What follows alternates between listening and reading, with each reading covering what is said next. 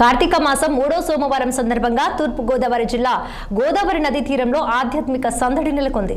రాజమండ్రిలోని పుష్కర ఘాట్, మార్కండేయ ఘాట్, కొవ్వూరు గోష్పాద క్షేత్రం భక్తుల రద్దీతో కిటకిటలాడాయి.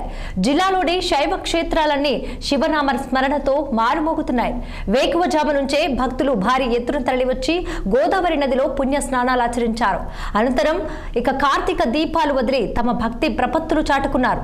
ఎంతో పురాణ ప్రాశస్త్యం కలిగిన రాజమండ్రిలోని శ్రీ ఉమా కోటిలింగేశ్వర స్వామి వారి దర్శనానికి భక్తులు పోటెత్తారు. శివుడికి పూజలు నిర్వహించారు.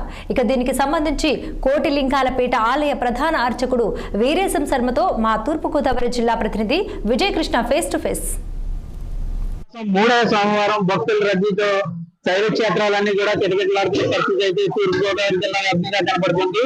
వేకువజాము నుండి ఈ పుష్కర ఘాట్లో అయితే భక్తులంతా కూడా పుణ్య స్నానం ఆచరించి కార్తీక దీపాలను వదిలారు. ప్రధానంగా చూసుకుంటే రాజమండ్రిలో ఎంతో ముఖ్య పొందిన గోదావరి పుష్కర ఘాట్, అదేవిధంగా మార్కండేయ పుష్కర ఘాట్ తో పాటు కొవ్వూరులోని గోపాద క్షేత్రాల్లో భక్తులు గోదావరిలో పుణ్య స్నానాలు ఆచరించి అనంతరం కార్తీక దీపాలను అయితే వదిలిన పరిస్థితి అయితే మనకి ఇక్కడ కనపడుతుంది. ప్రస్తుతం మనం తూర్పు గోదావరి జిల్లాలోని ప్రసిద్ధ పుణ్యక్షేత్రమైన రాజమండ్రి కోటిలింగాలపేటలోని శ్రీ ఉమా కోటిలింగేశ్వర స్వామి ఆలయంలో మనం ఉన్నాం. ఇక్కడ చూడొచ్చు వేకువజాము నుంచి కూడా భక్తుల రద్దీతో ఈ ఆలయం అంతా కిటకిటలాడుతున్న పరిస్థితి అయితే మనకు కనపడుతుంది. భారీ సంఖ్యలో క్యూ లైన్ లో భక్తులు నిలబడి స్వామివారిని దర్శించుకుంటున్నారు. కార్తీక మాసం అందున స్వామివారిని దర్శించుకుంటే అనేక పుణ్య ఫలాలు లభిస్తాయనేసి భక్తుల ప్రగాఢ విశ్వాసం. దీంతో వేకువజాము నుంచి కూడా భక్తులు స్వాములకు అదే పెద్దవారికి ప్రత్యేక క్యూ లైన్ల ద్వారా కూడా దర్శనాలు అయితే చేస్తున్న పరిస్థితి అయితే మనకి ప్రధానంగా కనపడుతుంది. కోటిలింగాలపేటలోని శ్రీ ఉమా కోటిలింగేశ్వర స్వామి వారి మహత్యం ఏంటి, అదే కార్తీక మాసంలో స్వామివారిని దర్శించుకుంటే ఎటువంటి పుణ్యాది ఫలాలు లభిస్తాయనేది ప్రధాన అర్చకులు వీరేశం అంటూ ఉన్నారు. వారిని అడిగి తెలుసుకుందాం. స్వామి, ఈ ఉమా కోటిలింగేశ్వర స్వామి వారి మహత్యం ఏంటి, ఈ కార్తీక మాసంలో స్వామివారిని దర్శించి ఎటువంటి పుణ్యాది ఫలాలు భక్తులకు లభిస్తాయని ప్రగాఢ విశ్వాసం. ఉమా కోటిలింగేశ్వర చరిత్ర ఏంటంటే నాసుకుని మొదలుకొని, అంటే గోదావరి ఎక్కడికి పుట్టింది అక్కడ మొదలుకొని దేవతందరూ కూడా ఒక లింగాన్ని ప్రతిష్ఠేషన్ ఇచ్చారు. ఈ లింగాలు ఎలా వచ్చాయంటే కుమార సంభవం రోజున కుమార సంభవం జరుగుతున్న టైంలో కుమారస్వామి కొంతమంది రాక్షసాహనం చేశారు.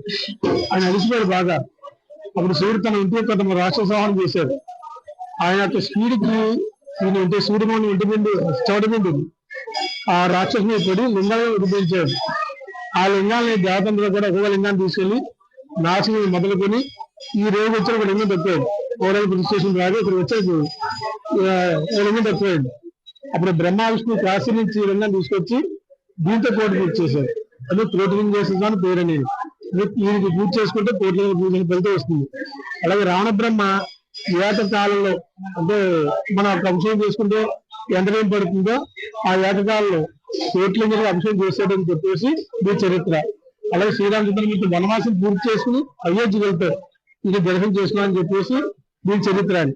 అలాగే 16వ శతాబ్దంలో రాజరాజ మహేంద్ర గారు దీన్ని పునఃప్రతిష్ఠ చేశారని చెప్పేసి చరిత్ర చెప్పుకుంటున్నాడు. అలాగే ఈ కోటిలింగేశ్వర రేవులో దక్షిణ కాశీ అంటారు. ఇది కాశీలో పెట్టినంత ఫలితం వస్తుంది. ఇక్కడ నిత్యకరంలో కానీ పెద్దల కార్యక్రమం చేసుకున్నా కానీ కోటి ఫలితం వస్తుందని చెప్పేసి దీని చరిత్ర అని. అలాగే కార్తీక మాసంలో స్వామివారికి హరిహర ఇద్దరు కూడా చాలా ప్రీతైన రోజు అండి. కార్తీక మాసం నెలలు కూడా ఈ రోజుల్లో దీపదానాలు కానీ, శాలిగ్రామదానం కానీ, అన్నదానం కానీ, ఏ దానాలు చేసుకుని కోటి ఫలితాలు ఇస్తాయని చెప్పేసి దీని చరిత్ర అని. అలాగే 13వ తారీఖు శ్రీ ఉమాపతి దేవస్థానంలో 13వ తారీఖున గురువారం నాడు 28 గంటలకు మొదలుకొని రాత్రి వరకు కూడా సత్యచండీ యాగం జరుగుతున్నాడు. భక్తులు కూడా ఈ కార్యక్రమంలో పాల్గొని స్వామివారికి అనుగ్రహం పొందాలని కోరుతున్నాం.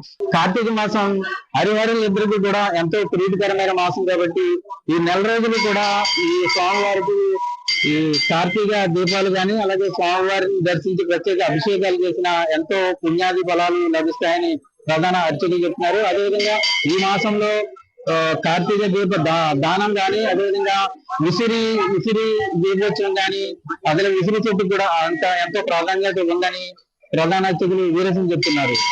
అయితే తూర్పుగోదావరి జిల్లా వ్యాప్తంగా చూసుకుంటే కార్తీక సోమవారం ఇది 3వ వారం కావడంతో భక్తులు ఎంతో భక్తి శ్రద్ధలతో పుణ్యస్నానాలు ఆచరించి స్వామికంలోని శివాలయాలకు స్వీకరిస్తున్నారు. స్వామివారిని దర్శించుకుని భక్తి శ్రద్ధలతో పూజాది కార్యక్రమాలు నిర్వహిస్తున్న పరిస్థితి అయితే మనకు జిల్లా వ్యాప్తంగా కనబడుతుంది. Cameraman Chandrasekhar, Vijayakrishna, 6 TV, Rajahmundry.